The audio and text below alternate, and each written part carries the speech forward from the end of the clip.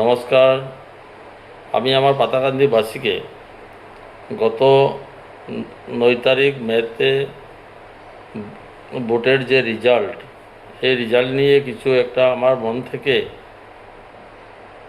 এক চিন্তা করা বা যে ভোটের রেজাল্টের পরিপ্রেক্ষিতে যেগুলা ঘটনা বা যে ধরনের ব্যবহার হইতেছে ওইটার উপরে আমি এক মন্তব্য রাখতে চাইতেছি।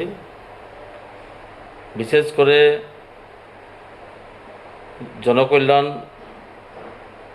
চিন্তা ভাবনার নেতা সাংবিধানিক ভাষাতে কথা বলা উচিত। বিভিন্ন যে ধরনের কথাগুলা যেগুলা সোশ্যাল মিডিয়াতে দেখা যাইতেছে, এইভাবে লাগে যে আমরা ব্যক্তিগতভাবেই ঝগড়াতে বা হিংসাতে একজন আরেকজনের উপরে আঘাত করার মতো হইতেছে। তবে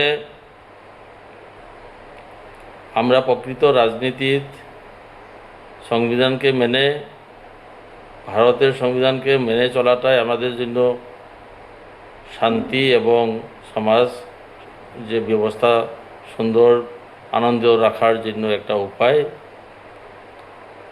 যদি কারো মনে আঘাত দেওয়া হয়, হিংসার ভাব নিয়ে যদি আক্রোশ করা হয়, তাহলে দীর্ঘদিন এই রাজনীতি চলবে না।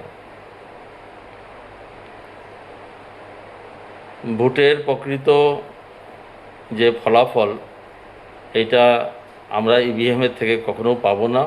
কারণটা হইল যে সর্ববর্গের লোক জনতায় যেভাবে ভোট দিয়ে ভোটের রেজাল্ট দেখে মনে আঘাত পাইতেছে, তার একমাত্র উদাহরণ সমস্ত আসামে ডিলিমিটেশনের সময় 95টা হিন্দু মেজরিটি সিট যেগুলো করা হয়েছিল, এই সব সিটের মধ্যেই ইভিএমের বা যে কোনো ধরনের প্রযুক্তি কারিগরি করা হয়েছে, যার জন্য আমরা দেখতে পারছি যে প্রত্যেকটা ভোটে রাউন্ডে রেজাল্টে নটাতে একটা না এক ভোট 52, 50, 60 একই ফিগারের মানে প্রত্যেক রাউন্ডে আইতেছে। তাছাড়াও দুই একজন যে নির্দলীয়, ওদেরও একই ধরনের আইতেছে। এটা কখনো সম্ভব না। আমরা ওয়েস্ট বেঙ্গলের উদাহরণ নিতে পারি, কী ধরনের ওখানে কি জবরদস্তি যে ওইখানে মানে যেগুলো ব্যবহার এবং ভোটের যে রেজাল্টের ওইখানে যে অস্বাভাবিক এক রেজাল্ট। আর আসামে রেজাল্টের আগেই যেভাবে ডিমান্ড বা যেভাবে চ্যালেঞ্জ করছিল, ঠিক তদ্রূপ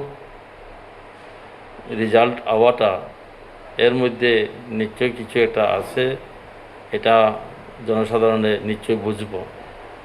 আমরা ভোটে হারি নাই, আমাদেরকে মেশিনে এবং অন্যান্য প্রক্রিয়াতে আমাদেরকে হারানো হয়েছে।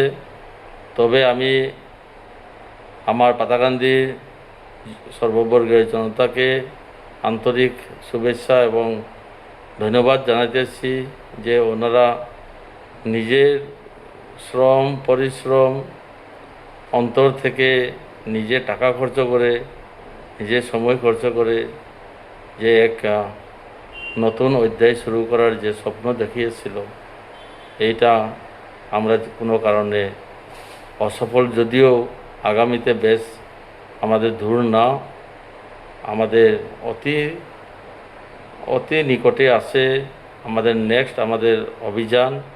আমরা ওইটার জন্য প্রস্তুতি হইতে লাগবো। আর যে জবরদস্তি ডাকাতির মতো যে ব্যবহারটা হয়েছে, তার পরিপ্রেক্ষিতে একজন আরেকজনের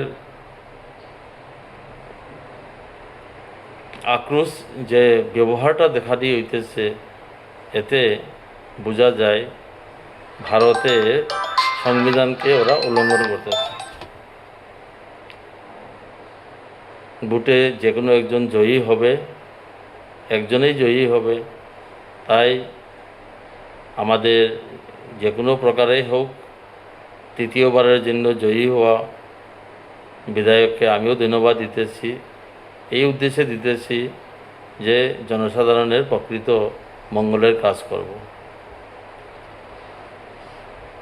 আমাদের কর্মীদেরকে এবং আমাদের সমর্থিত প্রত্যেক ব্যক্তিরে আমি আমার অন্তর থেকে নমস্কার এবং প্রণাম জানাইতেছি যে আমাদের মধ্যে যাতে আমরা শান্তিতে থাকতে পারি, খুশিতে, এবং রাজনীতির বেলায় রাজনীতি, কিন্তু আমরা পারিবারিক এবং নিজের সম্বন্ধ এবং এক জায়গা থাকার যে আমাদের একে অন্যের যে ভালোবাসা, এটা যাতে ভঙ্গ না হয়, আর আমরা একে আরেকজনের আরোপ করে কথা না বলে আমরা সবাই আমাদের নিজের পরিবার, সমাজ এবং এলাকাবাসীর জন্য চিন্তা করাটার জন্য আমি সবাইকে আপনারাই নমস্কার জানিয়ে আমার এই সংক্ষিপ্ত মেসেজ আমি এখানে সমাপ্ত করছি।